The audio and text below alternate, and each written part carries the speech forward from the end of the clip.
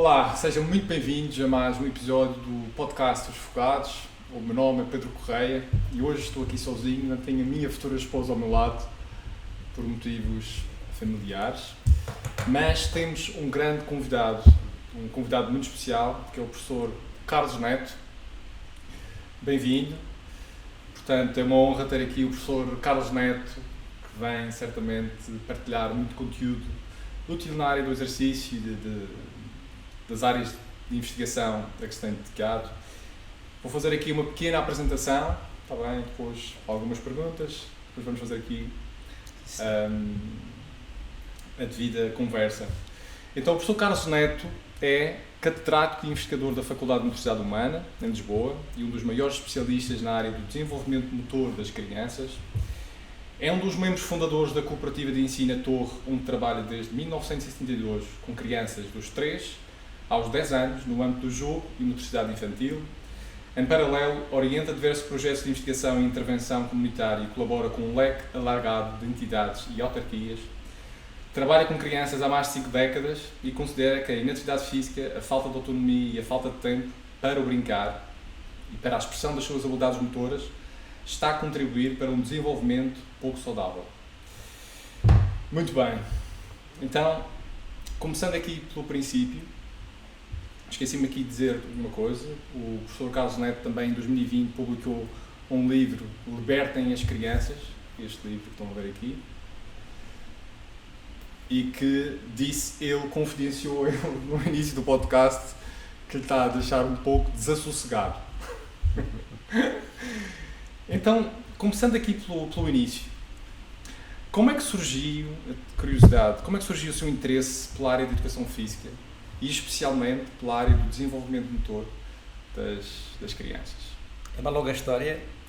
Muito boa tarde. Eu queria em primeiro lugar agradecer o convite para estar aqui neste podcast com o Pedro Correia. Este podcast de focados, acho interessante. Andamos todos desfocados, precisamos de nos focar mais, principalmente sobre o nosso corpo e o seu desenvolvimento.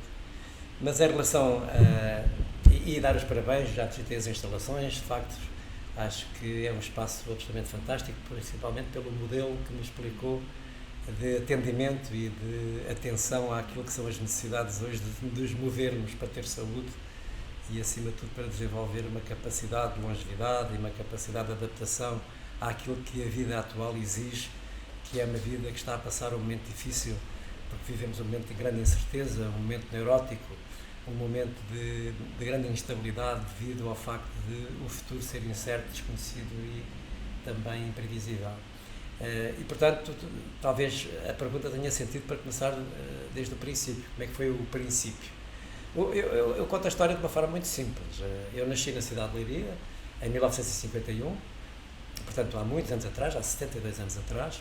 Vivíamos um tempo logo a seguir à Segunda Guerra Mundial, um tempo difícil, de sobrevivência extrema, um país muito pobre, vivendo uma ditadura e, acima de tudo, uma situação de sobrevivência complexa em relação às famílias, em relação à vida das crianças, etc.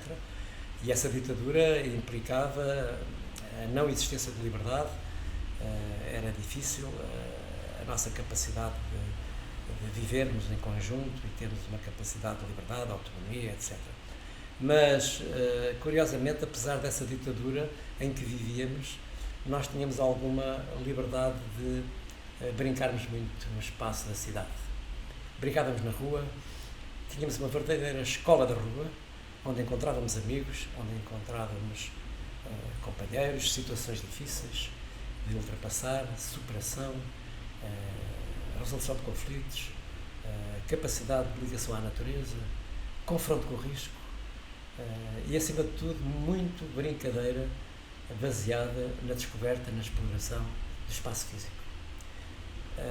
As cidades nesse tempo eram muito cidades próximas do espaço rural, portanto não havia ainda esta artificialização em que se tornaram as cidades, porque os corredores ecológicos foram cortados e, portanto, hoje o cidadão normal não tem acesso à natureza de forma fácil. E, portanto, as crianças vivem completamente escravas e aprisionadas em casa, na escola, na rua, em qualquer sítio. Esse é um dos grandes problemas. Mas eu tive tive a sorte de viver numa cidade mágica, como a cidade de Leiria, onde nasci. Tem um castelo, um rio Lis, tinha todas as condições para ser uma criança ativa. Eu, aliás, acho que nascia hiperativo, como todos nós nascemos hiperativos. A criança saudável é aquela que tem os joelhos gelados, é aquela que é uma criança ativa. Mas na altura não tentaram medicar? Não havia medicação sequer. E nós tínhamos liberdade para despejarmos as nossas energias de uma forma saudável e éramos crianças impertinentes, crianças às vezes cruéis, mas tive a oportunidade de vivenciar uma infância de uma forma muito forte. Para além disso, o meu pai era armazenista de vinhos, o que significa que tinha um armazém de vinhos. E nessa matéria eu tive a oportunidade, dentro desse armazém, ser uma espécie de atleta que desde muito cedo fui submetido a várias tarefas extremamente circenses, com perícias corporais enormes, de como subir aos depósitos para pôr as mechas, lavar os barris de vinho, porque não havia garrafas, era tudo distribuído através de barris, encher, lavar, transportar, subir, descer, trepar, correr, também a coisas subterrâneas. Depois vinham as vindimas. A minha casa era mesmo ao lado do armazém de vinhos. É essa a razão porque eu nunca toquei num copo de vinho. O álcool é incompatível com o meu organismo, porque ganho uma resiliência, portanto, grande em relação ao álcool, porque está entranhado no meu corpo. E à medida que ia crescendo, ia desenvolvendo as minhas competências motoras, muito alargadas, e isso levou-me, quando tinha 9, 10 anos de idade, a começar a jogar futebol no Sport Leiria Marrazes, um grande clube de futebol, uma grande escola de formação, e de facto fiz a minha carreira como atleta de futebol. No momento em que estava decidido que eu poderia continuar a carreira de futebolista, naquele tempo não havia grandes condições, decidi vir estudar para Lisboa e comecei por tirar o curso de instrutor de Educação Física, de 68, 69 até 71. 71 ingressei no Instituto Nacional de Educação Física, mais conhecido por Instituto Nacional dos Estudantes Talhados, e ingressei na Cruz Quebrada, depois no INEF, Instituto Nacional de Educação Física. Depois fiz, obviamente, o curso, integrei, veio 25 de Abril, depois da 25 de Abril formámos o Instituto Superior de Educação Física e eu entrei como professor em 1976 no primeiro concurso de Educação Física e Desporto, portanto, nessa licenciatura, e fiquei lá até hoje. Portanto, em 2020 eu reformei e já estou jubilado, e portanto foram 50 anos dedicados a esta área, que é uma área de maior importância atual, não só para o desporto, na saúde, na dança, nas áreas artísticas, como também na área da gestão, na área da ergonomia, na área da reabilitação psicomotora, na área da gestão do desporto, na área da educação física escolar. Enfim, nós temos hoje um background de conhecimentos que nos permitiu integrar esta área na universidade. Essa talvez a maior conquista destes 50 anos, foi integrar a educação física na universidade e o desporto, e hoje termos uma área profissional suficientemente robusta, clara, profissionalmente, politicamente, de um ponto de vista legislativo. Significa que temos também uma área que eu diria muito produtiva do ponto de vista da formação inicial, da formação contínua, mas também da intervenção pedagógica, terapêutica, na intervenção na área da saúde e, acima de tudo, naquilo que é uma investigação já de grande nível em termos nacionais e em termos internacionais, que nos permite dizer que tudo começa no princípio, isto é, tudo começa nas primeiras idades. E essa foi a razão desta ligação entre a minha infância, muito vivida, extremamente bem vivida, e quando ingressei como aluno e como professor na Cruz Quebrada, portanto no Instituto Nacional de Educação Física, eu fui, de algum modo, motivado por ter presente as minhas memórias de infância e, na altura, ter a percepção de que está a haver uma avalanche, uma hecatombe, haver uma decadência enorme do ponto de vista do que era o estilo de vida de crianças e jovens, e comecei a dedicar-me à área, portanto, de educação física de base, depois mais tarde chamada motricidade infantil, e mais tarde ainda como especialidade de investigação e também de formação, o desenvolvimento motor. E desde aí que nunca larguei esta área de perceber quais são os efeitos de um corpo em movimento, de um corpo que se mexe, de um corpo que é ativo, de um corpo que brinca, nas primeiras idades, para ganhar as competências básicas, fundamentais, aquilo que eu chamo uma cultura motora geral, que é essencial para todas as aquisições que se fazem de uma forma mais específica, estando de acordo com essa pirâmide de desenvolvimento motor, de afinamento dos movimentos reflexos, dos movimentos rudimentares, dos movimentos fundamentais, dos movimentos de transição, até chegar aos movimentos especializados. O que significa que todo o ser humano tem, obviamente, condições de aperfeiçoar essa motricidade básica que serve para a sua vida geral e para, se quiser, aperfeiçoar para a sua vida artística ou desportiva ou laboral. Mas é bom que possa especializar-se e que, de facto, possa, aperfeiçoar até ao mais alto nível. E, portanto, desde essa altura, dos anos 60, anos 70, que eu digo que nós estávamos a cometer um erro muito grande no facto de nos esquecermos, principalmente das crianças até aos 10 anos de idade, até à puberdade, porque é nessa fase, entre os 0 e os 10 anos de idade, que se fazem as maiores aquisições motoras. E se essa fase não é suficientemente atendida no ensino, aliás, na creche, no pré-escolar, no primeiro ciclo e até no segundo ciclo, se não existirem aquisições motoras suficientemente regulares, intencionais, sistemáticas, por uma educação física escolar adequada, um desporto escolar sistematizado, uma atividade de brincar livre, quer em casa, quer na rua, na cidade, na aldeia, no espaço público, se não houver isso, obviamente que isso depois tem grandes consequências para a saúde pública, quer em termos de desenvolvimento motor, desenvolvimento social, desenvolvimento emocional e, obviamente, desenvolvimento cognitivo. Hoje a investigação científica diz claramente que corpos ativos dão cérebros ativos através de emoções e sentimentos. E, portanto, é preciso compreender que tudo começa no princípio. Aliás, até aos 6 anos a gente faz as aquisições todas. Depois é só treinar o que já se conhece. E, portanto, significa que temos que dar muito valor às primeiras idades. Não só na escola, mas também no meio familiar, com pais mais disponíveis, que é o que não existe hoje. Os pais trabalham e as crianças são vítimas do trabalho dos pais. Com políticas públicas comunitárias que não existem, porque de facto a cidade não está preparada para as crianças. Hoje olhamos para a cidade, não vemos crianças, vemos cães a passear, mas não vemos crianças. Estão sentadas no sofá. E uma tragédia que está a atingir completamente as primeiras idades, que é este novo vício que está colado ao corpo dos dispositivos digitais e principalmente dos ecrãs, que leva a que a maior pandemia deste século seja o número de horas que estamos sentados. Significa que estamos a viver uma situação de sedentarismo como nunca se viveu. Diríamos que isso está a criar gravíssimos problemas de saúde pública e o nosso paradigma de uma educação física e desporto que sempre esteve ligada à educação e ao desporto de alto rendimento tende também a abarcar cada vez mais o setor da saúde.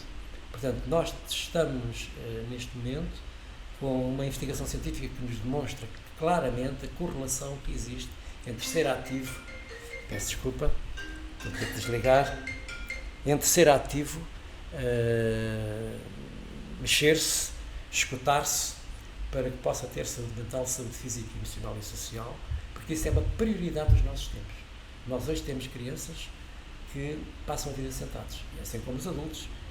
E, portanto, diríamos que este sedentarismo é um problema sério no sentido de não permitir desenvolver competências motoras. Por isso eu hoje falo na existência de crianças analfabetas do ponto de vista motor. Não sabem correr, não sabem saltar, não sabem atar os sapatos, não sabem se trepar às árvores, trepam mas já não deixam. Quer dizer que vivemos uma situação muito complexa. E, acima de tudo, há uma falta grande de confronto com o risco. Não é? As crianças não se confrontam com o risco porque há uma superproteção que mata. Os pais, ao quererem tudo bom para os filhos, acabam por matá-los, entre aspas, porque não lhes dão autonomia, não lhes dão liberdade, não lhes dão mobilidade, e eles não se confrontam com nada. Têm tudo pronto, não têm tédio nem frustração. Quando nós nos mexemos, temos que resolver problemas. Aprender a mexer o corpo é aprender a resolver problemas. Para pôr-se de pé, ter de cair muita vez. E, portanto, hoje as crianças não se confrontam com problema nenhum. E, portanto, ficam imaturos e totós, como eu disse neste livro que publiquei. Exato. Por isso, libertem as crianças dessa situação tão protegida. E, por isso, também é necessário compreender a necessidade de reconectar o nosso corpo com o meio natural, com a natureza. Isso, para começar, diria que essas memórias da minha infância mantêm esse quadro de ser ativo, brincar com os outros, brincar com os objetos, brincar com o espaço físico e, acima de tudo, estar dentro da natureza para me confrontar com o risco. E foi isso que me levou a estudar, a formar e a estar preocupado desde sempre com esta causa dos direitos da criança a brincar e serem ativas. As crianças não se mexem para ter saúde. Isso é um disparate. As crianças mexem-se por prazer. As crianças mexem-se porque dentro delas brota uma necessidade de sobrevivência, uma necessidade de adaptação que é fundamental para evoluírem progressivamente. Nós adultos, como pais ou como técnicos, só temos que dar os contextos, as condições, porque depois eles têm todo o material interno para se auto-adaptarem e terem regulação, autorregulação. Agora, é preciso que nós nos demos liberdade. E falando nessa questão da liberdade, e fez-me aqui lembrar uma história que estava a ler há cerca de uma semana ou 2 semanas atrás, sobre era um indivíduo americano que era muito rico e que tinha um filho pequeno, e esse filho pequeno, portanto, tinha uma herança muito grande.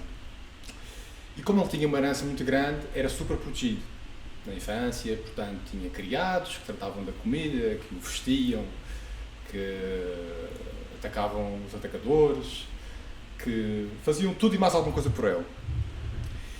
E o que é que aconteceu? Um dia, eu acho que esta história é mesmo verídica, um dia que ele estava sozinho e ninguém estava a olhar para ele, ele saía à rua para brincar, foi atropelado e morreu. Sim, claro. O que vai de encontro àquilo que você estava a dizer.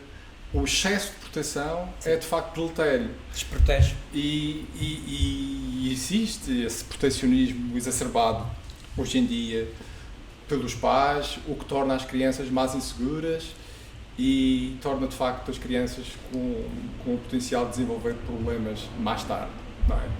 E então, pegando neste ponto da liberdade, porque isto também alarga-se para os adultos, não é? Porque se olharmos para o nosso desenvolvimento motor, nós aprendemos através do movimento. As nossas conexões neurais acontecem por via do movimento, não é? E quando esse movimento não acontece, algo no nosso cérebro deixa de funcionar corretamente, não é? Mas a mesma coisa também acontece com os adultos. Claro. Porque nós, quando passamos demasiado tempo sedentários, portanto, acabamos por acumular padrões com os quais, do ponto de vista evolutivo e do ponto de vista neuromotor, acabam por ser novos, não é? Porque nós não evoluímos com o sedentarismo, nós evoluímos com o movimento, não é? E, portanto, pegando nessa questão, o que é que nós podemos fazer para... Porque as pessoas já sabem disso. As pessoas já estão alerta que são sedentários. Aliás, a nossa cultura física, infelizmente, é uma desgraça a este nível. 74% dos portugueses assumem não fazer exercício físico. O Estado do Barómetro dizem que 74% Exatamente. dos portugueses não se mexem. E diz que 4% frequentam ginásios, e não sabemos até que ponto é que esses números são reais ou não. Se calhar até podem pecar por defeito. Ou seja, o que é que nós podemos fazer, por um lado, para estimular a brincadeira nas crianças? Porque eu lembro-me, quando eu era mais novo, eu brincava na rua, ainda brincava com os meus vizinhos. Hoje em dia, eu não sei até que ponto isso acontece com as crianças, fora da escola, não é? Portanto, fora da escola, e depois minha mãe chamava, está na hora do almoço. Hoje em dia isso quase que não acontece, certamente. Ou se acontece, acontece muito residualmente. E depois, no caso dos adultos, como passam muito tempo sentados, não aproveitam se calhar também os tempos de atividade física para se moverem e passam esses tempos também em mais em comportamentos sedentários. O que é que as pessoas podem fazer para começar a inverter a curva pouco a pouco? Pois, a questão que o Pedro me coloca é extremamente pertinente, mas muito complexa de responder, porque há muitas variáveis, portanto, em jogo. Não há dúvida nenhuma que nós hoje temos um problema a curto, médio e longo prazo muito sério de saúde pública. Porque, de facto, nós estamos a esquecer que somos seres corpóreos, que temos corpo. Estamos a esquecer que, ao longo de 5 milhões de anos de história, o nosso corpo só conseguiu adaptar-se porque, de facto, foi ativo. Teve que sobreviver, teve que lutar contra a adversidade, teve que ser capaz de experimentar situações de defesa e de ataque, de perseguir e ser perseguido, são as brincadeiras que as crianças fazem nas mais tenras idades, desde o agarra e foge, à apanhada, às escondidas. Se a gente observar, as crianças fazem esse tipo de brincadeiras e de jogos que são, no fundo, formas ancestrais de demonstrar o percurso filogenético que nós tivemos ao longo do nosso percurso evolutivo. E o que acontece hoje é que isso é tudo proibido. Nós já temos escolas que estão a proibir as crianças de subir às árvores, estão a proibir as crianças de fazer escondidas, de fazer pinos à parede, de fazer rodas na escola, porque isso é perigoso. Hoje tudo é perigoso. Quer dizer, quando o corpo se mexe é perigoso, mas ninguém está preocupado com os riscos digitais, por exemplo. O que significa que estamos a viver um período de uma cultura extremamente negacionista em relação à forma como os corpos se mexem, em casa, na escola e na rua. Nós temos currículos intensos e extensos, temos crianças sentadas quietas e obedientes dentro da sala de aula durante horas seguidas. Para além disso, temos escolas paralelas onde elas estão até às 7 da noite. Há crianças a passar 50 horas na escola. Os pais trabalham, vivem em precariedade, e essa precariedade leva a que a escola tenha que responder a esses problemas. Portanto, as crianças são vítimas do trabalho dos pais. Na maior parte dos casos em Portugal, as famílias não têm condições de ficar com os filhos e, portanto, a escola é o local onde elas estão, de facto, a vivenciar o seu dia-a-dia. São repositórios de crianças, sabendo nós que a capacidade de concentração e a capacidade atencional é mínima. Portanto, significa que elas deveriam andar era a brincar, a fazer vivências e experiências, portanto, diversas. Mas, porque somos seres corpóreos, somos seres orgânicos, nós necessitamos de nos mexer, necessitamos de nos movimentar, necessitamos de fazer exercício, necessitamos de atividade física, porque o dispêndio de energia é uma condição fundamental para o equilíbrio homeostático. Isto é, e para termos também relação social com os outros. Eu mesmo, porque o outro se mexe. E é uma forma de eu me conhecer e conhecer o outro. E, portanto, há aqui três setores que são fundamentais e que estão integrados uns nos outros. Conhecer a complexidade do meu próprio corpo e como ele funciona. Conhecer a relação com os outros e com os objetos. E conhecer o envolvimento físico, o mundo que me rodeia.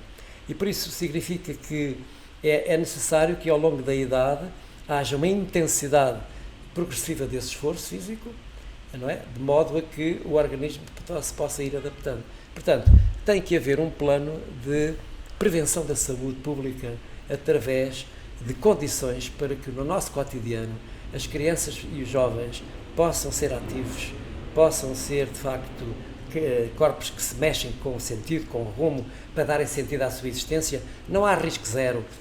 Significa que mexer o corpo é um risco, é sempre uma capacidade de confronto. Mas com o não desconhecido. mexer é um risco maior. Claro, não mexer é risco maior porque fica doente. Exato. Não é?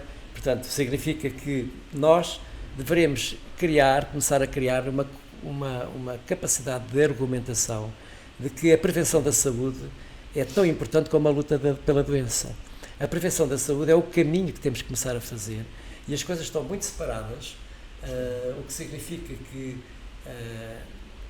esta visão cartesiana de corpo para um lado e cérebro para o outro tem que acabar. Quer dizer, o corpo é o arquiteto, o corpo é movimento, é o arquiteto do cérebro. E mesmo na relação com a produtividade que as crianças e jovens são obrigados a fazer na sua escolarização, sabe-se hoje que as crianças que mais literacia física e literacia motora têm do ponto de vista do seu próprio corpo, melhores resultados têm nas aprendizagens consideradas cognitivas, nas aprendizagens consideradas socialmente úteis, como ler, escrever e contar. O que significa que correr, saltar, nadar, dançar é tão importante como aprender a ler, escrever e contar. Temos que ser capazes de começar a fazer uma leitura para a sociedade de que há aqui um engano e um esquecimento deste corpo ao longo do tempo e que está a agravar-se cada vez mais, numa sociedade cada vez mais sedentária, porque também é preciso ligar aqui 3 outras variáveis, entre muitas, mas estas 3 variáveis que vou enunciar a seguir, que são extremamente importantes, que é, em primeiro lugar, uma alimentação saudável, porque o que comemos é fundamental em relação ao nosso equilíbrio. Isto é uma bomba que se explode quando a energia que se ingere não corresponde à energia que se gasta. Em segundo lugar, temos um problema relacionado com o sono. Hoje não há um sono reparador porque os corpos andam sem capacidade de análise, sem capacidade de autoanálise, andam em stress, andam no limite, andam cansados, andam extenuados, andam a viver à pressa e, portanto, nós temos que ser capazes de lutar contra essas doenças que estão aí na sociedade. Com certeza que aparecem aqui neste clube doentes, ou melhor, pessoas que vivem um cotidiano extremamente em velocidade e, portanto, elas têm necessidade de se rever, ter tempo para si, tempo para o seu próprio corpo. Isso é absolutamente essencial. Depois há um quarto tragédia que está a invadir o mundo todo, o novo vício. O vício da minha geração era o vício de fumar. Hoje o novo vício é um conjunto de dispositivos digitais que estão colados ao corpo. Quer dizer que hoje as pessoas passam milhares de horas frente aos ecrãs, principalmente crianças e jovens, com narrativas simbólicas poderosas que os hipnotizam completamente. Há hoje jovens completamente viciados, 68% dos jovens já estão viciados nas redes sociais, para além de jogar online e para além de haver bullying e ciberbullying, que são problemas sérios. Temos hoje problemas de saúde mental na adolescência gravíssimos e temos crianças, desde os 6, 7, 8, 9, 10 anos de idade, em que já estão agarrados aos iPhones e aos smartphones e que nas escolas já não vão brincar para os recreios, ficam sentadas à saída da sala de aula. Completamente, portanto, sentadas, com a inatividade física. Hoje as escolas são silenciosas, ao contrário do que existia no nosso tempo. Hoje as crianças, de facto, na escola, estão agarradas a esses ecrãs. E há uma grande discussão, aliás, está a haver uma petição neste momento, sobre proibir os telemóveis nas escolas, nos recreios escolares. Eu já fiz uma grande discussão à volta disso, acho que não se deve proibir nem regulamentar exageradamente, deve-se falar com as crianças, sentá-las e falar com elas e estabelecer algumas regras, obviamente de utilização, porque também é preciso discutir se os espaços exteriores das escolas são suficientemente interessantes. Estão preparados para as crianças brincarem, porque fizeram-se grandes obras de arquitetura escolar, mas as crianças ficaram piores, porque é só cimento e betão e sintético.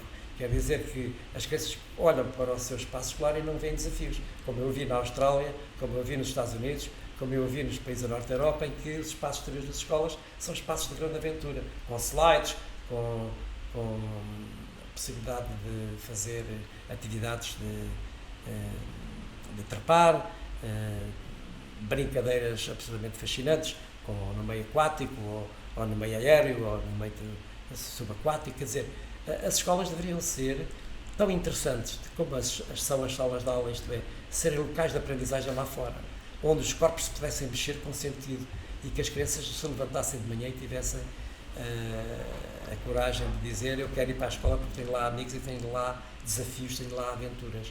Portanto, este é o grande problema que estamos a viver neste momento, é esta situação de sedentarismo provocada por um encharcamento completo, uma hipocondria digital que está a atingir as mentalidades das crianças e dos jovens, uma dependência, uma orgia digital, como diz o Michel Desbourget neste livro que eu tive a ocasião de fazer o prefácio, A Fábrica dos Pequenos Digitais, que faço questão de sugerir que todos os que estão a ouvir possam ler. Ele faz um estudo muito bem fundamentado sobre qual é a consequência das crianças passarem muitas horas frente aos ecrãs lúdicos, porque os ecrãs lúdicos, de facto, têm aspectos muito negativos em relação à memória, em relação à linguagem, em relação à socialização, à atividade física, ao sono, etc. Tem algumas vantagens, obviamente, mas é preciso distinguir o que são dispositivos digitais que vieram para ficar, para ir buscar conhecimento, e as escolas devem utilizá-los, não devem digitalizar, mas devem ir buscar esses dispositivos para as crianças irem buscar conhecimento. Mas outra coisa são os dispositivos lúdicos, que roubam completamente tempo às crianças, ou aos jovens que já não saem de casa, que preferem ficar em casa do que ir para a rua com os amigos, porque estão completamente viciados e dependentes numa espécie de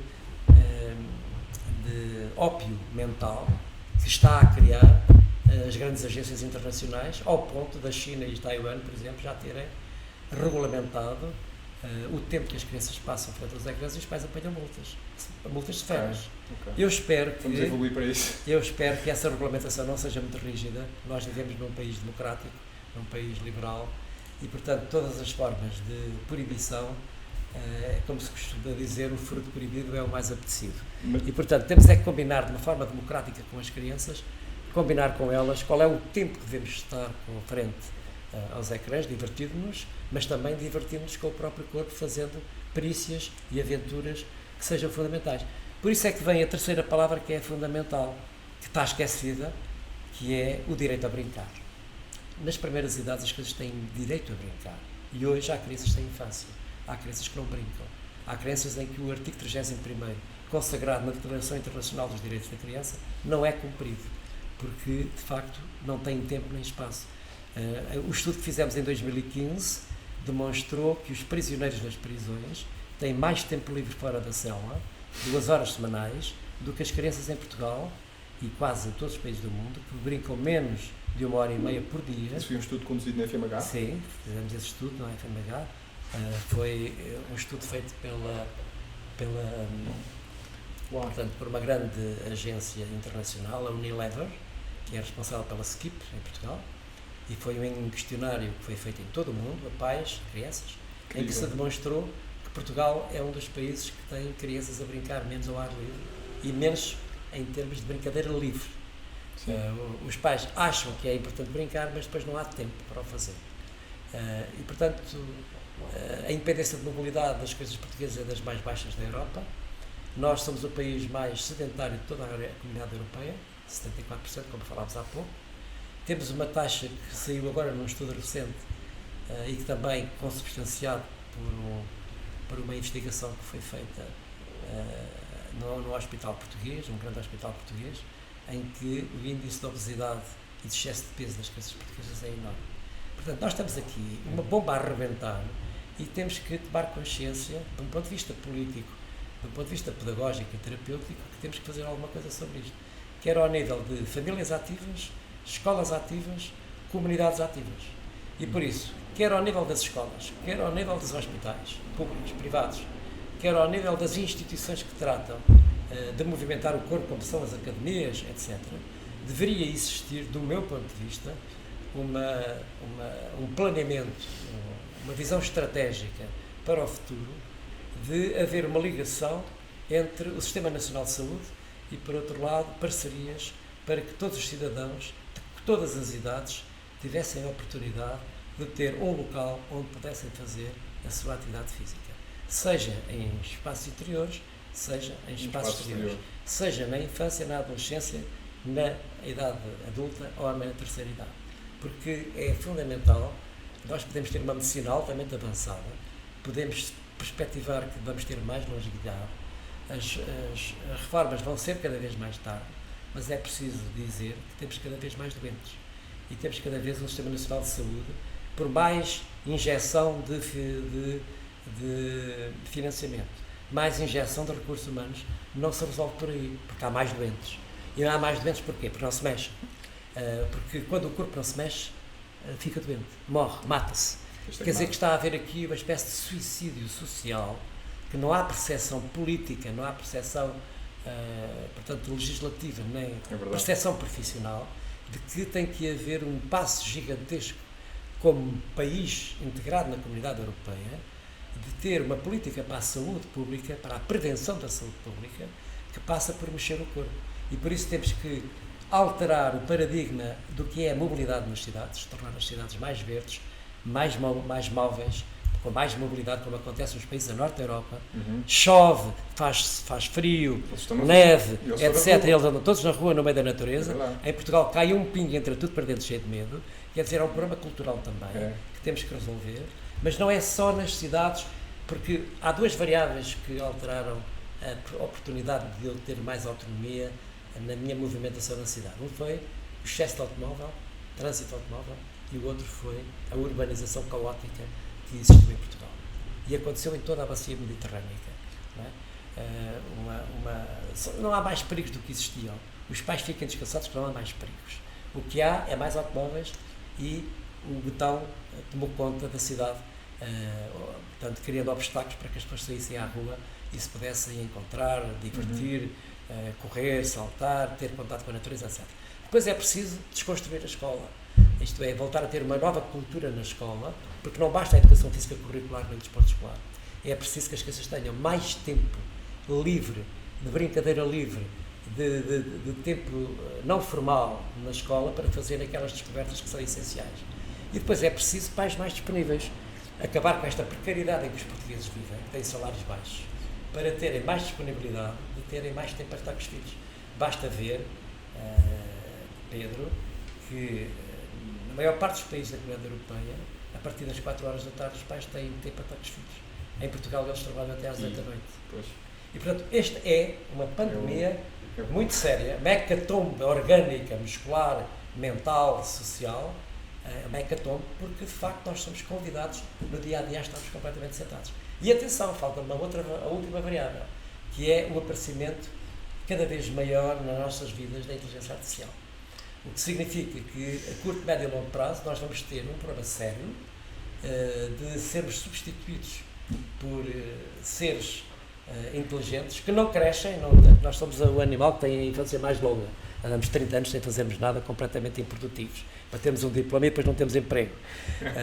Enquanto que a inteligência artificial, de facto, foi formada pelo próprio homem e tem hoje uma capacidade de informação que o cérebro humano não consegue atingir. Já. E, portanto, nós vamos ter a curto prazo uma mudança radical nos nossos estilos de vida, nas profissões existentes, na capacidade de termos, de facto, uma ajuda preciosa desses dispositivos, mas, obviamente, que temos que ter aqui uma preocupação, porque a inteligência artificial tem dois lados, um lado positivo e um lado negativo. Porque se eu hoje já consigo no meu telemóvel conseguir ter o número de passos que dou por dia, ter a frequência cardíaca ou a frequência respiratória, exato, dentro de 10, 15 anos eu terei uma possibilidade de hackear os meus próprios pensamentos, as minhas próprias emoções, os meus próprios estados de felicidade. Ora, isto é muito perigoso. Acha que isso vai acontecer? Vai acontecer. Portanto, é muito perigoso e nós temos que começar desde já a discutir uma relação entre o que são a ética e as neurotecnologias. Nós temos que começar a discutir isto. Mesmo onde se faz atividade física, porque muitos dos instrumentos que nós vamos utilizar são de inteligência artificial. Mesmo nos ginásios, mesmo nas escolas, mesmo nos clubes desportivos. Vai haver uma grande discussão ética nos próximos anos, porque eu enxertar um órgão novo ou colocar um chip no meu cérebro, isto vai modificar completamente o cenário. É verdade. Há pouco estava a falar sobre a questão dos recreios. Sim. Que hoje em dia os recreios são silenciosos. Sim. É isso. E eu lembro, as escolas são silenciosas. As escolas são silenciosas. Eu lembro no meu tempo, na escola, quando dava o toque, nós íamos a correr pela escada abaixo para jogar o mais possível e aproveitar aquele intervalo o mais possível. Fosse 10, 15, 20 era o maior desejo. Jogávamos futebol, jogávamos básico, pronto, jogávamos o que conseguíamos jogar. E choca-me perceber que isso já não está a acontecer nas escolas atuais. Portanto, os intervalos são silenciosos. Primeiro, é preciso discutir o conceito de intervalo escolar. Até hoje, ninguém nos conseguiu explicar, em termos de investigação científica e em termos de modelos pedagógicos existentes nas escolas, qual é o critério científico para a definição do tempo de intervalo. Para além disso, é preciso discutir se é necessário haver tempo de intervalo. Porque quando, na primeira Revolução Industrial, no princípio do século passado, nós definimos que a escola era um local fundamental para o desenvolvimento da sociedade, do ponto de vista político, económico, social, etc. Nós fizemos um contrato social com a educação, no sentido de preparar estes jovens na escola para profissões. Foi esse o primeiro contrato social para a educação. Nós já estamos na quarta Revolução Industrial. E hoje estamos a preparar as crianças para que sociedade futura? Não sabemos. Portanto, não pode ser o mesmo modelo de fábrica. Hoje as escolas não são fábricas. Quer dizer que há tempo de trabalho e tempo de descanso. Isto é, na sala de aula trabalha-se e no recreio descansa-se. Esse é um conceito errado.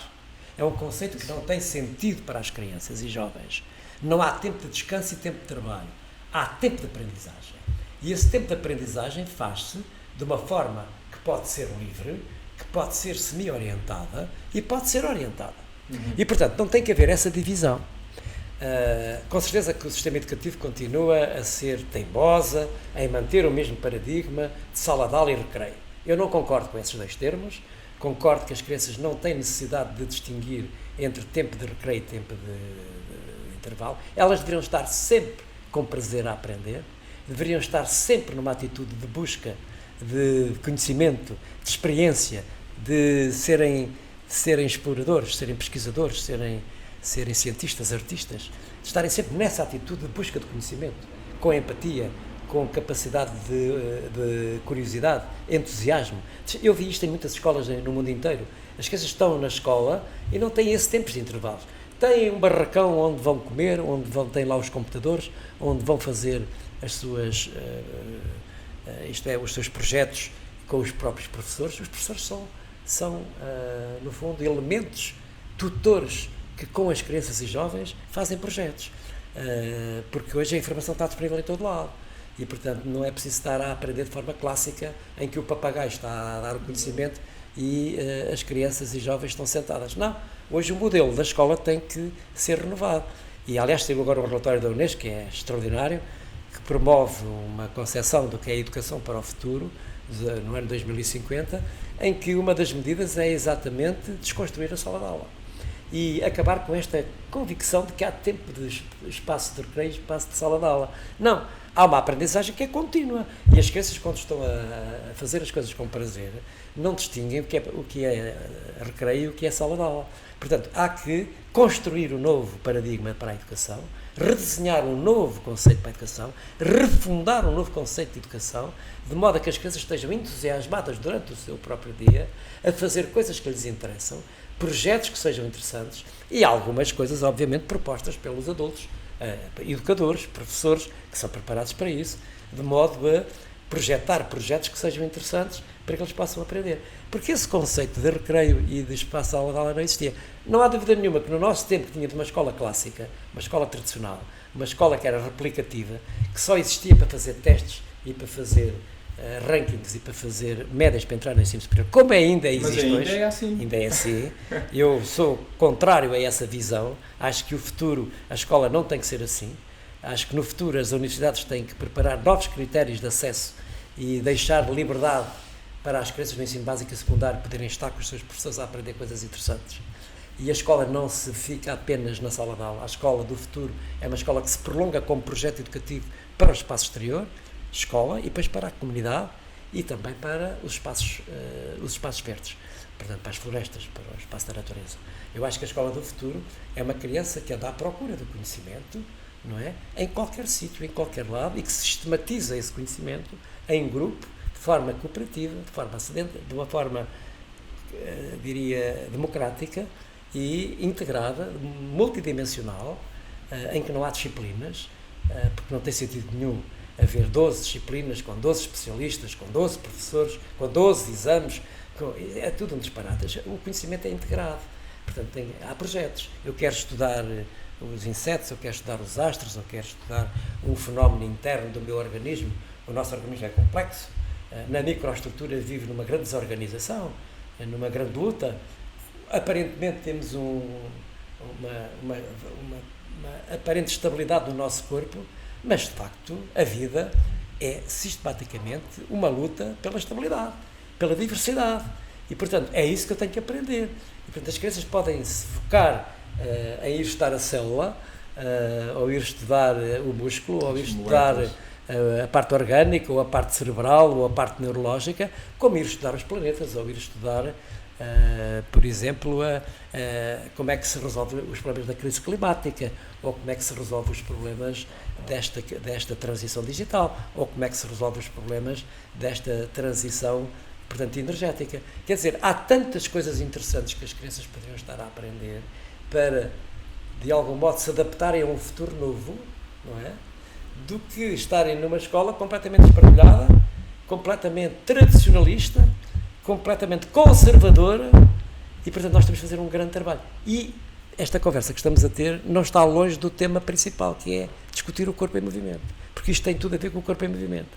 Quando nós percebermos que o corpo em movimento é a verdadeira escola, é o verdadeiro livro, não é? Quando percebermos que quando nós nos movemos, ou quando dormimos, ou quando meditamos, nós estamos a trabalhar este corpo que tem 5 milhões de anos de história, aqui está a verdadeira escola. A escola devia estar inspirada na sua organização, no seu modelo pedagógico, na maneira como o corpo funciona.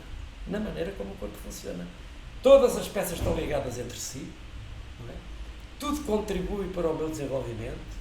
Há uma variante temporal que é absolutamente essencial porque estas estruturas modificam-se ao longo do tempo. Há uma grande diversidade de sujeito para sujeito. Eu não sou igual ao outro. Tenho necessidades diferenciadas, tenho motivações diferentes e, portanto, se eu compreendesse isto, compreendia a escola. Ora, a escola o que é? Ensina-se a mesma coisa ao mesmo tempo, na mesma hora e da mesma forma. Ensina-se igual para todos. Depois, conteúdos que não dizem nada para as crianças. A escola é uma seca para as crianças, porque não lhes diz nada. Estas novas gerações que já conseguem lidar com os dispositivos digitais e receber informação, acham um disparate aquilo que andam a fazer na escola, porque eles já estão muito mais à frente, já têm outra preparação mental, têm outra visão, portanto, do futuro. A escola está completamente ultrapassada no tempo. E, portanto, nós necessitamos é de colocar as crianças a descobrirem os seus talentos, desde cedo, descobrirem os seus talentos. Um pode ser cozinheiro, outro pode ser músico, outro pode ser atleta, outro pode ser artista. Sim. Pode reinventar uma escola nova, desplastificando com a sua concepção, dessedentarizando a escola e, por outro lado, criando também aquilo que eu diria uma inovação pessoal e tecnológica que nos dê possibilidades de construir um futuro novo, melhor e, acima de tudo, aliado a 2 pilares: preservação da natureza, e porque é necessário tratarmos bem o planeta, porque senão ele morre, e, por outro lado, convivermos com os novos dispositivos digitais, com a inteligência artificial, com essa nova revolução digital que está aí à porta. Portanto, em conclusão, eu diria ao Pedro o seguinte: é preciso que façamos um grande trabalho, quer os clubes desportivos, as escolas, a educação física, todas as outras áreas ligadas à saúde, as academias, todos em conjunto, trabalhar juntos, que é o que o relatório diz, um novo contrato social para a educação, trabalhar todos em conjunto, para que possamos tratar da saúde pública no que diz respeito à saúde mental, à saúde física, à saúde emocional e social, na perspectiva de termos 2 vetores que são essenciais, ou 2 pilares. De facto, esta capacidade de aceitar que temos mais capacidades evolutivas através da inteligência artificial e dos novos dispositivos digitais e, por outro lado, sermos amigos da natureza para a preservar. Para mim, este é o futuro que temos que construir. Estamos muito atrasados, já vamos atrasados, porque a inteligência artificial está a avançar todos os dias e nós estamos a querer manter a todo custo um modelo tradicional, um modelo conservador da existência das instituições. E não há, do meu ponto de vista, não há neste momento uma visão política, não há uma clarividência política sobre este assunto, porque ninguém dá valor ao corpo. Toda a gente dá valor ao produto, à competição, ao sucesso, e ninguém dá valor ao processo. Ninguém tem uma visão evolucionista, certo. Ninguém tem uma visão, eu diria, desenvolvimentista, de que o ser humano tem etapas em que se vai desenvolvendo. Por isso eu dar tanta importância às primeiras idades, porque se o cérebro não tiver oportunidades de um corpo viver múltiplas experiências nas primeiras idades, não vai ser capaz, mais tarde, a partir da puberdade, de se adaptar. Mesmo o indivíduo que veio aqui fazer atividade física todos os dias, para manter a sua saúde e manter a sua longevidade, para ter um sono mais reparador, uma alimentação mais cuidada, ter um corpo com uma boa aparência e com uma boa essência, também é os valores, não é só a aparência. A aparência, exato. Não é? E ter uma estética, mas também uma ética adequada. Esse sujeito já foi penalizado se eventualmente não teve uma infância ativa, se não teve uma infância em que aprendeu a fazer certo tipo de coisas. Há hoje adolescentes e adultos a fazer aquisições que não fizeram nas primeiras idades. Há hoje adultos a aprender a correr, a aprender a andar de bicicleta e a fazer outras atividades, porque não foi capaz de as fazer nas primeiras idades. Hoje há crianças que não conseguem pôr uma mão em cima de um galho de uma árvore, pôr o corpo de barriga para baixo e ver o mundo de baixo para cima, porque não conseguem suportar o peso do corpo com 2 mãos. Há crianças que chegam aos 10 anos que são incapazes de fazer uma roda, ou são incapazes de agarrar uma bola, ou são incapazes de lançar uma bola. Portanto, há uma falta de cultura motora, há aqui uma inatividade física inacreditável. Nós hoje resolvemos o problema da literacia em sentido geral, todos sabem ler, escrever e contar, todos são inteligentes, têm um cérebro fantástico, mas são todos analfabetos do ponto de vista motor, há uma grande parte. E, portanto, diria que na escola, como no clube, como em qualquer lado, o corpo não fica à porta, não entra só o cérebro, ainda que o cérebro seja fundamental, mas nada está desligado, nada, quer dizer, o meu corpo tem que ser culto para que eu tenha visão, capacidade decisional, capacidade perceptiva, capacidade relacional, capacidade de empatia com os outros, é o exercício físico, é a atividade física, é o brincar livre nas crianças, é essa capacidade de exercitar o corpo que lhe dá visão, que lhe dá caminho, que lhe dá sentido à sua existência. Muito bem. O professor estava aqui a dizer, fez-me lembrar aqui outro episódio da minha infância, que foi, eu lembro-me perfeitamente que o desporto teve uma importância brutal na pessoa que eu sou hoje. Sim. E eu fiz natação, e treinei natação, muitas vezes de madrugada, ia para a escola a seguir, treinava ao fim da tarde, ou seja, nessa altura eu já vivia como uma espécie de atleta de alta competição sem ser um atleta de alta competição, ou um estudante de alta competição, quase.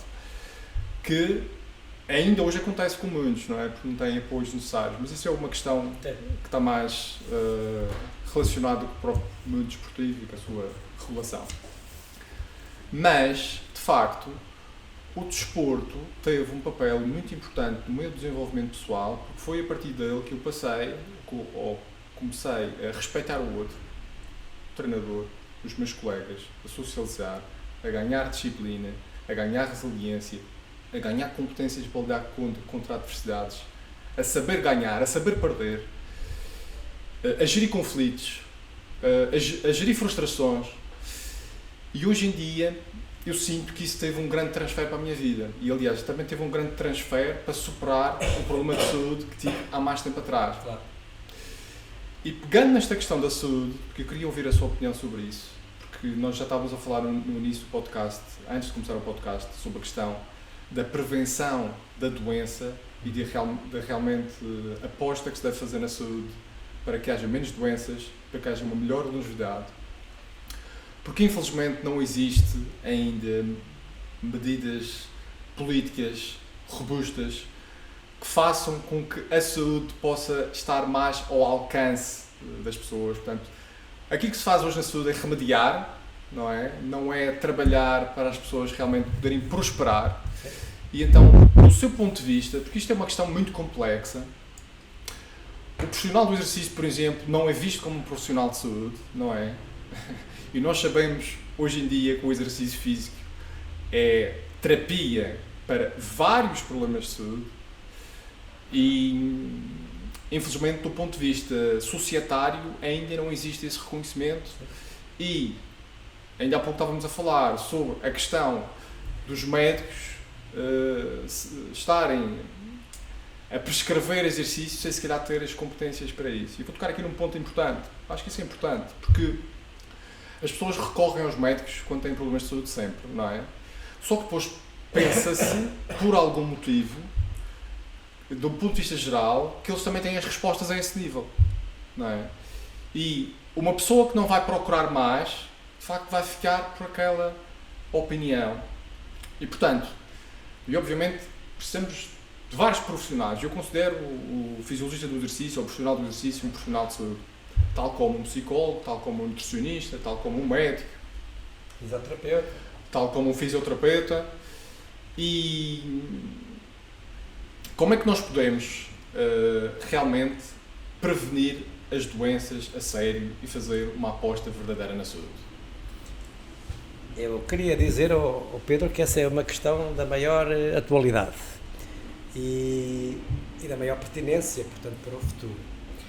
Nós, nas universidades, já temos feito uma grande tentativa de tentar demonstrar, pela investigação científica, que a atividade física, o exercício físico, o jogo, brincar, tudo que seja o corpo a mexer, resolve, é o melhor medicamento de eficácia comprovada. É o melhor medicamento. E isso está aprovado do ponto de vista científico. Hoje existem, em termos internacionais, investigação robusta, quer longitudinal, transversal ou retrospectiva, que demonstra claramente que a atividade física e o exercício físico têm efeitos muito benéficos, seja em várias doenças mentais, desde as depressões, a déficit de atenção e hiperatividade, até à ansiedade, até ao stress, à depressão, em sentido, até ao suicídio. Portanto, em todas as doenças mentais a atividade física é absolutamente essencial. Aliás, mesmo há experiências fantásticas de sujeitos com depressões profundas e que, quando fazem exercício de alta intensidade e em situações extremamente elevadas de risco, é um sedativo absolutamente fantástico para a sua melhoria da sua condição de saúde. Mas também ao nível das doenças consideradas, portanto, crónicas. Eu devo dizer que nós já temos a grande investigação na relação entre o efeito positivo da atividade física e exercício no excesso de peso e na obesidade. Temos projetos, por exemplo, na relação entre a atividade física e o exercício na diabetes. Temos também muita investigação feita e projetos de intervenção na relação entre aquilo que é o exercício físico e a atividade física na reabilitação cardíaca. E mais recentemente, que já estamos aí alguns colegas a trabalhar em alguns centros, poucos ainda, como hospitais, centros de São Paulo e Boa, etc., que estão a trabalhar em relação ao cancro, doenças cancerígenas. Portanto, não há dúvida hoje de que a atividade física e o exercício físico têm aspectos muito positivos de recuperação e de ser, de facto, um medicamento, de facto, fundamental na resolução desse tipo de questões. Da mesma maneira como sabemos, com crianças em situação escolar que têm dificuldades de aprendizagem, que têm dificuldades de adaptação, que têm problemas de comportamento, que o brincar, o jogo, a atividade física tem um efeito extraordinário de um ponto de vista terapêutico, de um ponto de vista pedagógico, etc. O que é que isto quer dizer? Que já não há dúvida, do ponto de vista científico, sobre o efeito. Do ponto de vista político e profissional, nós temos que fazer um grande esforço de começar a definir estratégias para o futuro. A primeira de todas que me parece importante é reconhecer o estatuto de fisiologista de exercício, que pode trabalhar na área da saúde, que pode trabalhar na área do treino, que pode trabalhar na área da reabilitação, pode trabalhar em vários contextos, como na medicina também existem várias especialidades. Portanto, o fisiologista do exercício é o indivíduo que tem competências para trabalhar com o indivíduo que não está doente, mas também com o indivíduo que está doente. O que significa que pode recuperar e pode prevenir, portanto, a doença. Esse fisiologista do exercício não pode ser, de facto, mal interpretado do ponto de vista da sua ética profissional. Porque quem faz a prescrição do exercício para um sujeito que quer fazer um programa de saúde na sua vida, ou a um doente que lhe chega num centro de saúde ou no meio hospitalar ou mesmo numa academia, eu acredito que no futuro nós tenhamos vários locais onde, por indicação médica, estes doentes ou estes sujeitos possam ter locais onde possam fazer essa reabilitação e possam fazer esse trabalho para melhorar o seu estado de saúde, poderem ter um estilo de vida ativo, poderem melhorar, portanto, a sua capacidade produtiva, poderem também serem capazes de serem cidadãos mais ativos e mais críticos. Portanto, eu acredito que esse fisiologista do exercício tem hoje um papel absolutamente fundamental e, portanto, só espero que o nosso Sistema Nacional de Saúde, a nossa classe política, seja capaz de definir um modelo colaborativo e também um trabalho integrado estrategicamente, no sentido de serem detectados as doenças, de serem encaminhados pela classe médica para os especialistas do exercício físico, de modo a que possamos em conjunto resolver uma grande parte dos problemas que hoje existem no Sistema Nacional de Saúde e também nos hospitais privados, não é? De não dar resposta a todas as situações que temos, portanto, no nosso país. Nós temos, neste momento, uma situação que eu diria problemática, caótica, do Sistema Nacional de Saúde, e não é apenas um problema de falta de dinheiro ou de falta de médicos, é que há mais doentes. E nós temos que atacar por aí, que é a prevenção da saúde. E a prevenção da saúde faz-se, começando desde muito cedo, colocando as crianças a brincar, os jovens a serem ativos, fazerem desporto, a anamnese que o Pedro fez da sua história pessoal, do seu percurso, tentando demonstrar como o desporto, uma prática regular, sistemática, intencional ao longo da sua vida, foi fundamental para o seu equilíbrio, para a resolução de problemas de saúde grave que teve, para o seu equilíbrio também social, para o seu enquadramento profissional, porque de facto quem faz atividade física, desporto, quando brinca, joga, é uma forma de superação, é uma forma de resolução de problemas, é uma forma de ganhar autoestima, é uma forma de ganhar autoconfiança, é uma forma de ter autorregulação, é uma forma de ter também aquilo que eu chamaria uma disciplina na forma como conduz o seu próprio projeto de vida, e cada um conduz à sua maneira. E quem faz uma atividade artística, ou quem faz uma atividade desportiva, ou até quem faz uma atividade religiosa, tem condições de ir buscar um conjunto de instrumentos que o ajudam a ter mais clarificação em relação ao seu projeto, ao seu percurso, ao seu processo de desenvolvimento.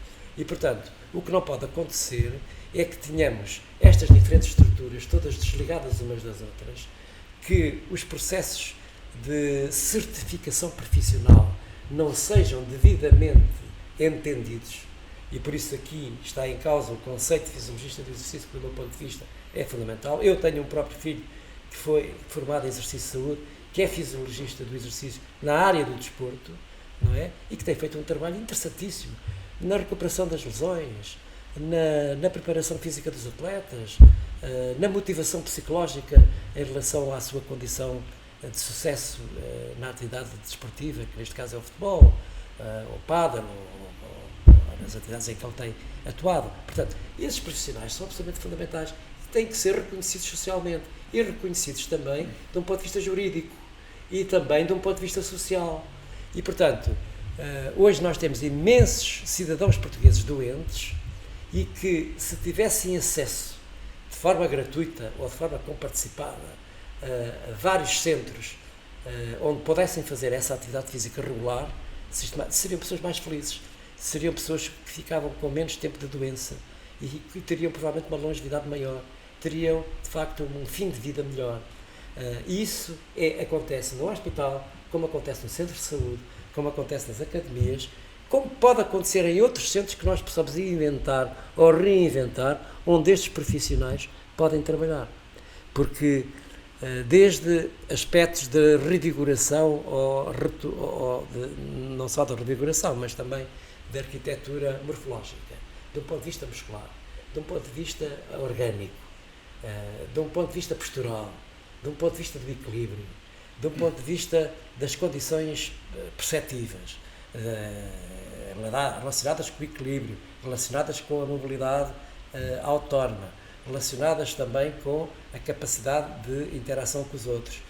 Mas, acima de tudo, aqueles aspectos que são mais fundamentais, que são as doenças cardiorrespiratórias, as doenças cardíacas, essas são as doenças mais complexas, as doenças de coluna, que hoje afeta milhares de pessoas, problemas relacionados também com algumas afecções mais atualizadas, como é o caso da demência, como é o caso Alzheimer, cada vez mais comum também. Claro, e a investigação demonstra claramente que a atividade física tem um valor absolutamente inestimável. Eu não consigo perceber porque é que não temos uma legislação e uma política de desenvolvimento da saúde pública que vá buscar esta variável do que é o movimento, do que é o exercício, do que é o corpo que se mexe. Mexe pela tua saúde, se não morres mais cedo. É esta a expressão que podemos utilizar. É como disse, porque não é falta de evidência, é falta de vontade política. É, falta de vontade. Não é falta de evidência. Nem é falta de dinheiro. Há muito. Porque gasta-se menos dinheiro a fazer atividade física do que em remédios. Sim, exatamente. Do que em medicamentos. Podemos fazer atividade física de forma livre, sem gastar dinheiro. Por isso é que eu digo que é o medicamento de eficácia mais comprovada. Sem dúvida. Nós temos um medicamento dentro de nós, nós não precisamos de um agente externo a se estressar o nosso organismo. Nós podemos procurar esses remédios internos dentro que estão no nosso organismo e que foram experimentados ao longo de milhões de anos. Está cá a resolução para as doenças, é só preciso mexer o corpo. Dá esforço? Dá. É preciso algum sacrifício? É. Mas também dá prazer. Mas a vida, não é? Para ser bem vida também envolve fazer alguns sacrifícios. Claro. No trabalho nós precisamos fazer sacrifícios. As crianças não gostam de fazer muito sacrifício, mas as crianças gostam de prazer. Mas muitas vezes fazem sacrifício para saber perder. Fazem sacrifício para conseguir entender porque é que se perde. Ou porque é que não foi capaz de ultrapassar uma determinada situação. Sim. Queria saltar 2 metros em comprimento e só saltou 1,5 metro. Eu também gostava... É lidar com a frustração. Exatamente, lidar com a frustração e com o tédio, que é fundamental. Hoje em dia parece que queremos evitar que isso aconteça. E por isso é que acontece... O que é que acontece se isso não acontecer? Acontece que ficam imaturos e totós. Inseguros e totós. Certo. É o que está a acontecer hoje, numa grande parte dos casos, em certos jovens que foram sempre muito super protegidos, chegam à adolescência e vivem situações de grande sofrimento existencial, porque não têm projeto de vida, não têm futuro, não conseguem atingir uma ideia do que é que querem ser, porque sempre lhes foi tudo dado e pronto na hora. É verdade. Eu queria terminar aqui com a última pergunta, mas antes, é uma pergunta que pode levantar alguma polémica, mas eu gostava muito de saber a sua opinião sobre isso. Mas antes disso, queria só fazer aqui uma pequena nota, que é, portanto, eu trabalhando nesta área, consigo perceber que, hoje em dia, a maior parte dos cidadãos já estão doentes, porque o sedentarismo já é uma doença. Portanto, a maior parte das pessoas já está doente. Não é? Então, o que é que acontece? Acontece que as pessoas não têm os padrões de movimento que necessitam para desenvolver um exercício de uma forma segura. Um exercício que envolva um pouco mais complexidade, por exemplo.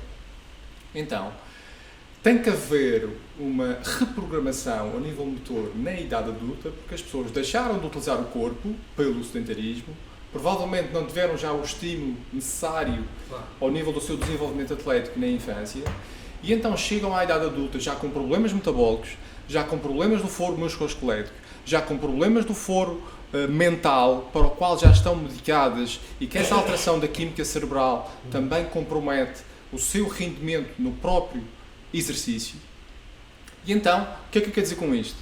É que os fisiologistas do exercício, os profissionais do exercício, precisam de lidar hoje em dia com estas questões. Nós não estamos a tratar pessoas saudáveis que querem apenas perder gordura corporal e aumentar a massa muscular com objetivos estéticos. Não, nós estamos a lidar com pessoas que já têm problemas de saúde. E então nós estamos a ter preparados para essa realidade, porque esta é que é a realidade. E são essas pessoas que precisam de mais ajuda. E por isso a mentalidade precisa de realmente mudar a este nível. Pronto, só queria fazer esta nota porque é uma nota importante. Pedro, essa pergunta leva-me a ter que recorrer... Mas eu ainda não fiz a pergunta. Mas...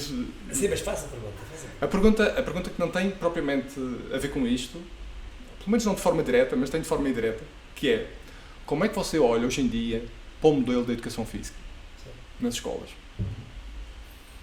É assim, a pergunta na sua base tem a necessidade obrigatória de eu recorrer a uma compreensão de como é que a experiência motora, corporal, física, como é que ela é vivida, em primeiro lugar, e de qualidade dessa vivência. Segundo, como é que é interiorizada. Terceiro, como é que ela é representada. E depois, como é que ela é repetida de forma regular ao longo da vida. Como o Pedro disse muito bem, há hoje pessoas que são muito sedentárias porque não tiveram a oportunidade de viver essas experiências diversificadas na sua infância.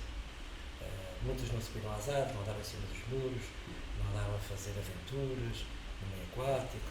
Não esfolaram os joelhos. Criança saudável é aquela que tem os joelhos esfolados.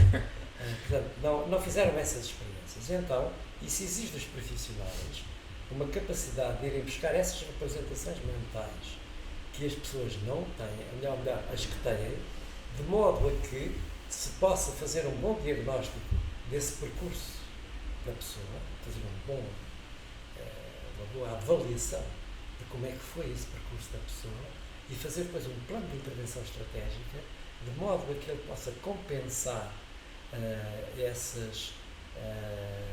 capacidade de redesenhar essas representações mentais do movimento em outras perspectivas, em outras dimensões, para assegurar uma capacidade interna de despertar a motivação intrínseca para que ele possa ser mais ativo do que é, isto é, de ultrapassar essa fase sedentária em que vive, mesmo que tenha 50 anos, mesmo que tenha 70 anos.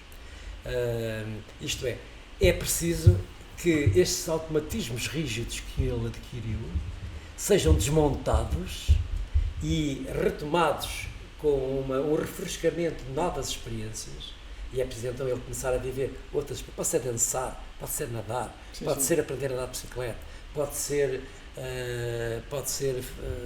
revigorar a sua força muscular, pode ser múltiplas coisas, mas tem é que melhorar essa memória que tem dentro de si, não é? Refrescá-la e dar o baralho, isto é como se costuma dizer nas cartas, não é?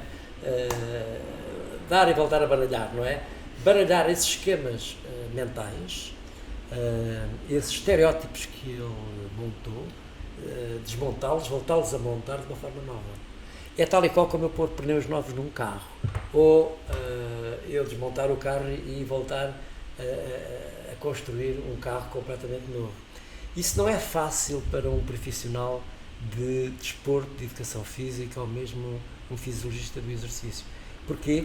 Porque isso implica desmontar algo que ao princípio dá alguma frustração, e só depois de algum tempo é que a pessoa começa a ver resultados, quando começa a... Isso é a mesma coisa que eu ter um futebolista de alto nível, em que desmonto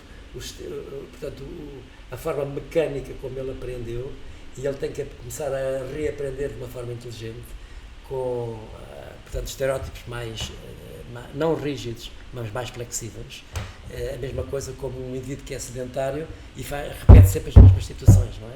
O seu dia-a-dia é feito de rotinas completamente idênticas. Como é que eu vou alterar as rotinas deste indivíduo, em que vai criar alguma situação de desprazer no princípio, mas depois ele vai ganhar prazer?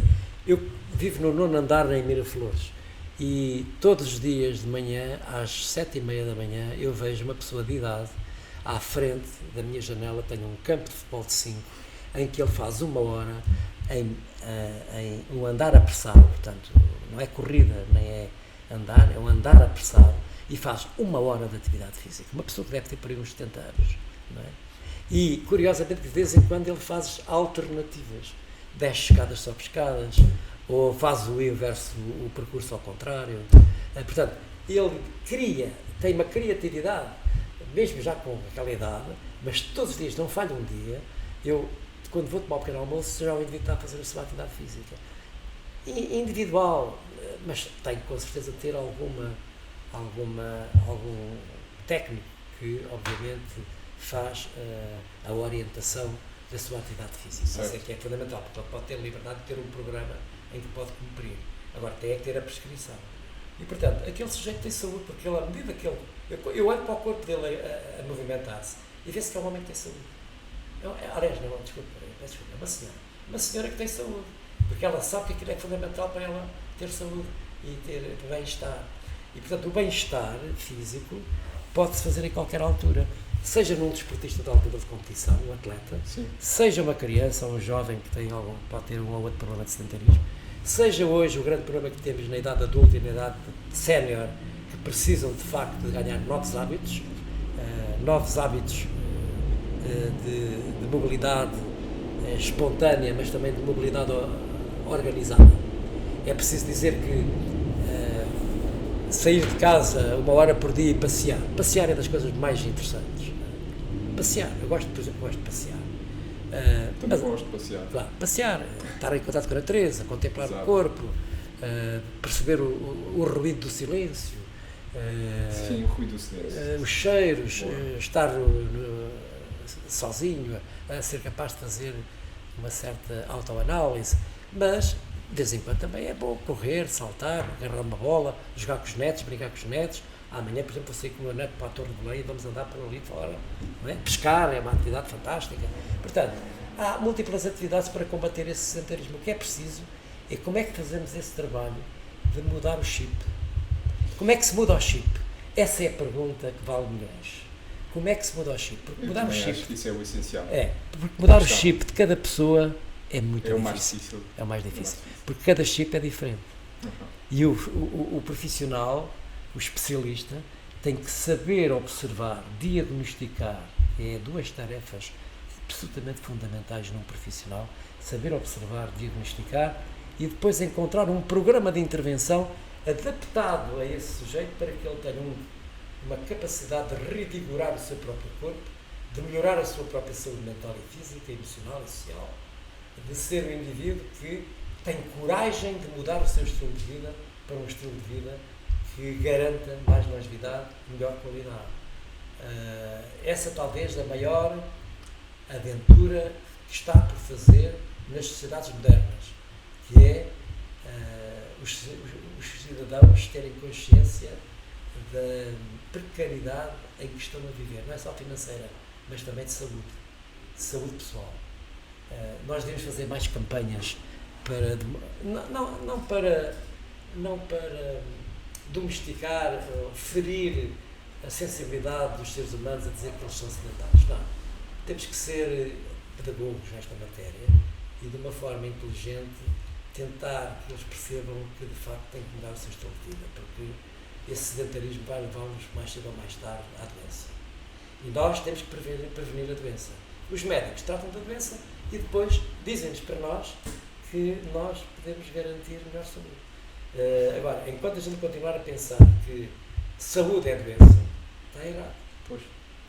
A doença é doença. Saúde. Prevenção da saúde é outra coisa. E nós temos que valorizar na sociedade portuguesa, principalmente na sociedade portuguesa, como país europeu, temos que revalorizar o conceito de saúde pública, dizendo que há profissionais que estão preocupados na manutenção da saúde pública, seja bebés, crianças, jovens, adultos, idosos. Todos merecem um programa nacional de prevenção. Olha, eu estou a falar isto pela primeira vez. Um programa nacional de prevenção para a saúde pública. E a razão pela qual eu fiz esta pergunta da educação física é porque eu acredito, de forma veemente, que a educação física, essa oportunidade é de recebermos, esta educação ao nível físico, que vai ter depois implicações ao nível da nossa própria saúde física e mental. Pedro, a educação física... Há um modelo que está centrado no desporto, na prática desportiva, e está pouco centrado no desenvolvimento, nas habilidades motoras, e isso está pouco explorado no desenvolvimento das qualidades físicas. Do ponto de vista filosófico... E a minha questão tinha mais a ver com isso. Do ponto de vista filosófico... O modelo da educação física está muito centrado no desporto. Claro. E pouco no movimento. Do ponto de vista histórico e do ponto de vista filosófico, a educação física está centrada de uma forma principal numa visão humanista. E essa visão humanista implica que ele tenha uma formação corporal com valores, uma formação corporal para toda a vida, uma formação corporal que lhe permita uma atividade regular, sistemática, intencional, de uma atividade física, que pode também ser desportiva, educação física e desporto, e pode ser também. Agora, de facto, hoje o que nós temos é uma educação física curricular que existe nas escolas para todos, mas que em alguns ciclos de escolaridade ainda está muito longe de atingir aquilo que nós há 30, 40 anos esperávamos.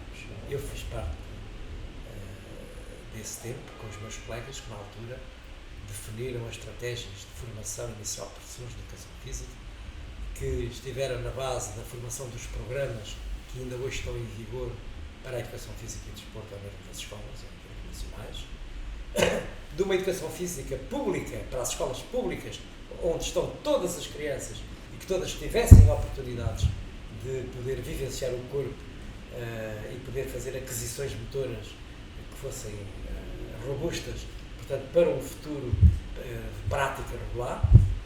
Algumas coisas obviamente falharam. Nós temos hoje um primeiro ciclo que está em crise, porque é o local o momento, a fase onde as coisas mais importantes se aprendem é entre os 6 e os 10 anos de idade. É aí que as habilidades motoras fundamentais se estruturam e é a base de toda a pirâmide futura.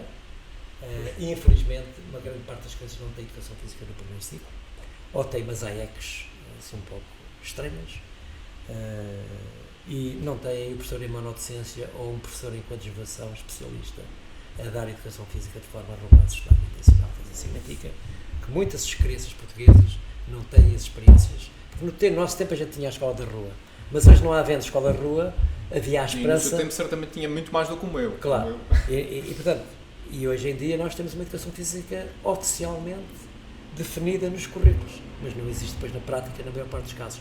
E isso é talvez o maior cancro que nós temos na educação física portuguesa, é que há crianças que chegam à puberdade analfabetas do ponto de vista motor, com grande nível de inatividade física, chegam mesmo à puberdade sedentárias, e depois vão continuar sedentárias porque depois começam a ser apaixonadas pela música, pelos ecrãs, pelos dispositivos digitais, e deixam de ter prazer. Não tiveram esses hábitos e deixaram de ter prazer em fazer atividade física e desporto. Muitas deixaram de fazer desporto. Por exemplo, veja-se o abandono desportivo. E veja-se também, depois, isso é outro tema que podíamos trazer aqui, que é a formação desportiva em jovens. E o problema da especialização precoce, o problema do abandono desportivo, etc, etc. Esse é outro campo. É outro campo. Competição. Exatamente, é outro campo. Agora, de facto, temos que dizer que, infelizmente, em Portugal, há muitas crianças que chegam ao segundo ciclo e não tiveram uma formação motora suficientemente adequada para as motivarem a gostarem dessa atividade para o resto da vida. Infelizmente. Muito bem. Pedro, agradeço ter vindo ao nosso podcast. Vamos encerrar o nosso podcast e eu queria terminar com uma frase do George Bernard Shaw que adequa-se perfeitamente a esta questão da brincadeira, que ele diz o seguinte: ainda não li nenhuma obra deste autor, mas eu restei esta frase e tenho a certeza, ou já conhece, provavelmente já conhece, que ele diz: não paramos de brincar porque envelhecemos, nós envelhecemos porque paramos de brincar. E o brincar é tão importante para as crianças, tal como para os adultos. Por isso, brincar tem que colocar na agenda, e eu também tenho que colocar na minha agenda, porque realmente é importante cultivar esse espírito de brincadeira para nós mantermos jovens e saudáveis ao longo da vida. Não se esqueçam, subscrevam o canal e vemo-nos no próximo episódio. Muito obrigado. Obrigado.